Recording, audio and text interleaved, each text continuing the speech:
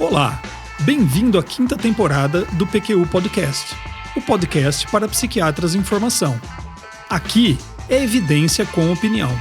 Eu sou Vinícius Guapo e é uma satisfação tê-lo como ouvinte. Você quer se manter atualizado com os últimos avanços da ciência em psiquiatria? Oferecer para o seu paciente o que há de mais novo e melhor? Você dedica seu tempo ao estudo, mas ainda assim não está satisfeito? O que fazer? O que você deveria ler? E mais importante, como escolher em meio a tanta produção científica? Estas dúvidas não afligem apenas você, mas todos interessados em oferecer atendimento psiquiátrico atualizado e de qualidade. O professor Sai Said, da Broad School of Medicine at East Carolina University, tem se dedicado a nos ajudar nessa difícil tarefa. Você poderia ler o artigo que ele publicou em 2 partes, no Current Psychiatry, em janeiro de 2020, intitulado Os mais importantes achados de pesquisa para a prática clínica em 2018-2019. Ou poderia escutar sua entrevista no podcast americano Psychcast.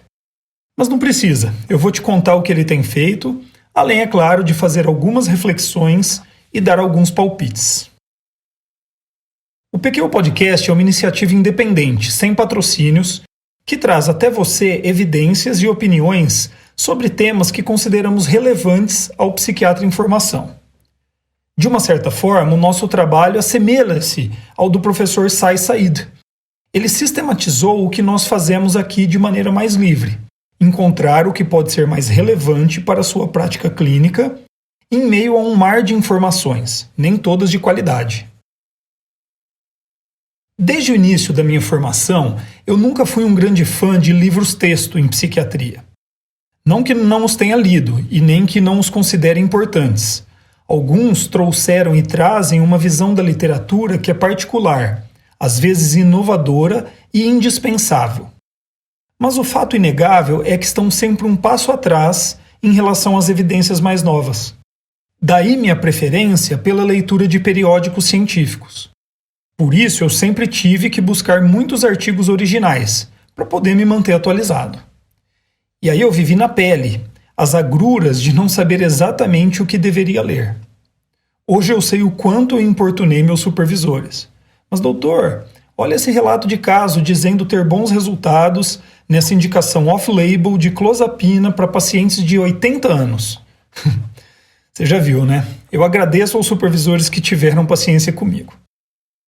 Durante o mestrado e o doutorado, eu passei por um treinamento extensivo para leitura crítica de artigos e aprendi a conduzir revisões sistemáticas da literatura.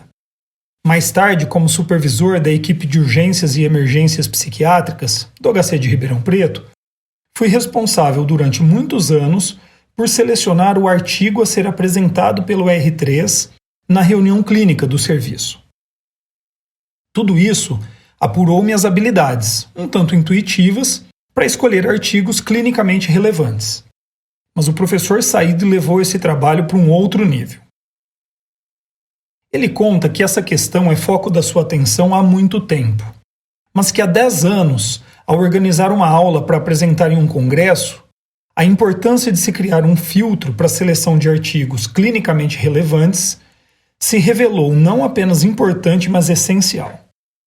Said argumenta que a cada 2 a 8 anos a literatura médica duplica em quantidade. Impressionante, não é? Mas inevitavelmente há muito ruído nessa produção. Ruído, nesse caso, pode significar simplesmente estudos de má qualidade metodológica e que, portanto, tem pouca chance de generalização dos resultados ou ainda de serem replicados com sucesso.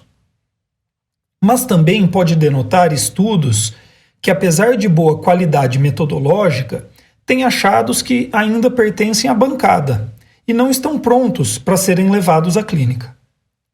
O filtro que buscamos se propõe a diminuir a lacuna entre ciência e prática clínica, ao selecionar estudos de boa qualidade e que estejam prontos para aplicação clínica.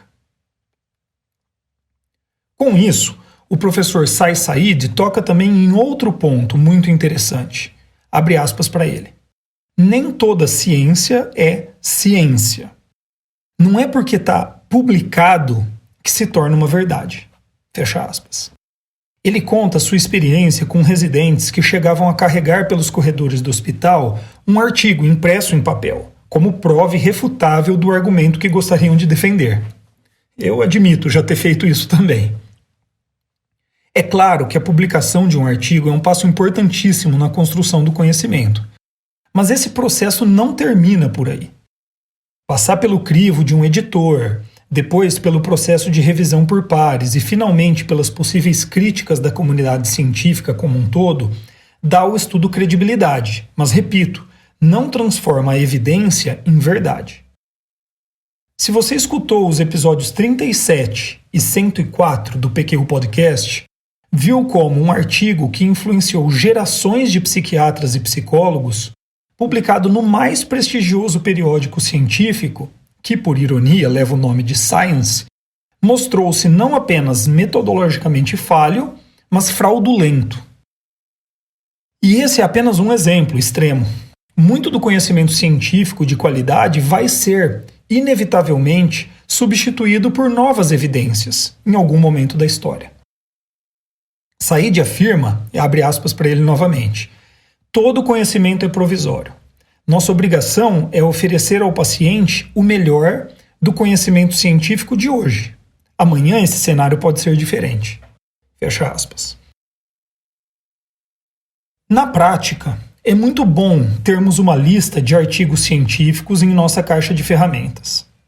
Para uso no dia a dia. De tempos em tempos, precisamos descartar ou substituir uma ou outra ferramenta. Vamos dar uma olhada na caixa de ferramentas do Said? Bom, ele criou uma metodologia simples e que ele não pretende defender como ideal, mas que me pareceu bastante razoável. Foram considerados artigos publicados entre 1º de julho de 2018 e 30 de junho de 2019. E os passos para a seleção dos artigos de relevância são os seguintes. 1. Fazer extensa busca na literatura por achados de pesquisa que julga estarem prontos para aplicação clínica. 2. Realizar uma enquete entre psiquiatras perguntando quais são os estudos, no período de tempo mencionado, com maior relevância para aplicação na prática clínica. A enquete é enviada para associações de psiquiatras diversas, assim como individualmente para alguns colegas, formando uma população de estudo de conveniência e heterogênea. E número 3, buscar comentários e avaliações em periódicos revisados por pares, assim como publicações especializadas em compilar achados científicos, como o New England Journal of Medicine Journal Watch ou o Evidence-Based Mental Health, só para citar alguns exemplos. Como você já notou, eu me empolguei com o trabalho do Said. Mas a descrição da metodologia é muito resumida. Eu fiquei com muitas dúvidas e queria saber mais. Escrevi para ele pedindo uma entrevista para o PQ Podcast, e ele muito gentilmente aceitou responder algumas perguntas. Fiquem então com uma tradução da minha conversa com ele. Professor Said, parabéns pelo seu trabalho e muito obrigado por se dispor a responder essas perguntas para o PQ Podcast. Eu agradeço o interesse de vocês. A respeito do primeiro passo de sua metodologia, por favor, descreva com maiores detalhes como que você conduz a busca na literatura e se usa algum critério objetivo para selecionar os estudos. Sinceramente, este é um trabalho tedioso, já que eu não estou procurando por estudos sobre um transtorno, um tratamento, uma faixa etária específica. Os únicos critérios de busca são o período de tempo em que o artigo foi publicado e ser um achado novo, com relevância clínica. Eu começo com uma busca no índice ou sumário dos principais periódicos em psiquiatria e seleciono artigos com achados inovadores, com potencial para modificar a prática clínica e que julgo maduros para o uso clínico. O próximo passo é avaliar criticamente os artigos selecionados. Muitas vezes, eu envio uma lista desses artigos para avaliação crítica de outros colegas. Você considera que a sobreposição na seleção de artigos feita por você e aquela feita pelos colegas psiquiatras na enquete é pequena, moderada ou grande? Isso varia de ano para ano, a depender de quantos psiquiatras respondem à enquete. Mas, de maneira geral, eu diria que é de moderada a grande. Como que você integra os 3 passos para gerar uma lista única? Eu não esperaria aqui uma sistematização muito detalhada ou rígida, mas eu queria saber a sua maneira de equacionar essas 3 fontes. Você tem razão, não tem uma metodologia meticulosa. Basicamente, o que eu faço é colocar as 3 listas lado a lado. Os artigos que aparecem nas 3 listas sobem no ranking, seguidos daqueles que aparecem em 2 das listas. Artigos que abordam transtornos ou situações clínicas mais frequentes também sobem no ranking. Da mesma maneira que artigos que modificariam radicalmente uma prática comum e já instituída também. Muito esclarecedor. Novamente, obrigado. Foi um prazer. E foi assim que ele criou uma lista de 12 artigos que considerou os mais importantes do ano. A partir de agora, eu vou apresentar de maneira bastante sucinta cada um deles. Não será uma apresentação detalhada ou uma leitura crítica dos artigos, como Luiz Alberto e eu fazemos em muitos episódios aqui do PQ Podcast, mas sim uma introdução a estes artigos. A referência completa você já sabe, está lá no nosso site www.pqpodcast.com.br, na aba referente a este episódio. Eu começo com uma notícia que me deixou satisfeito. 2 dos artigos na lista do professor Sai Said já foram apresentados no episódio 74 do PQ Podcast, Polifarmacoterapia em pacientes com esquizofrenia. Ambos foram publicados no JAMA Psychiatry de fevereiro de 2019. Stroop e colaboradores publicaram um estudo intitulado Eficácia comparada de medicação psicotrópica adjuvante em pacientes com esquizofrenia. E Tilhonen e colaboradores, o estudo intitulado Relação entre polifarmácia ou monoterapia com antipsicóticos e rehospitalização psiquiátrica em pacientes adultos com esquizofrenia. Está aí a prova que o PQ Podcast está sempre antenado. Mas vamos aos artigos da lista do professor Said.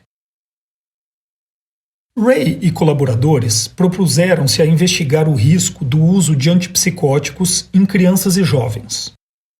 Como alguns estudos de qualidade sugerem maior risco de morte quando essas medicações são usadas em adultos, resolveram investigar se o mesmo seria válido na população mais jovem.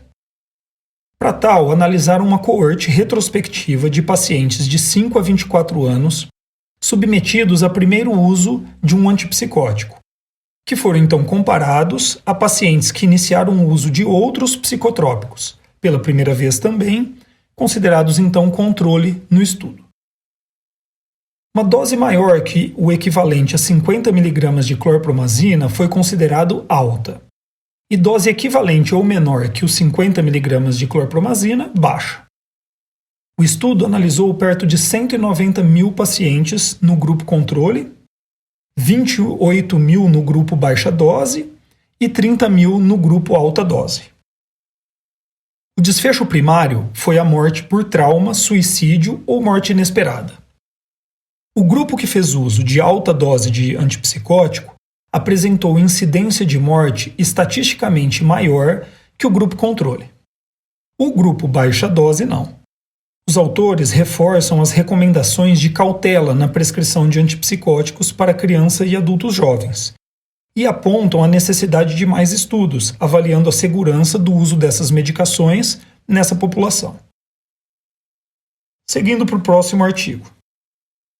Transtorno de estresse pós-traumático é um problema de saúde pública, particularmente em países com muitos veteranos de guerra.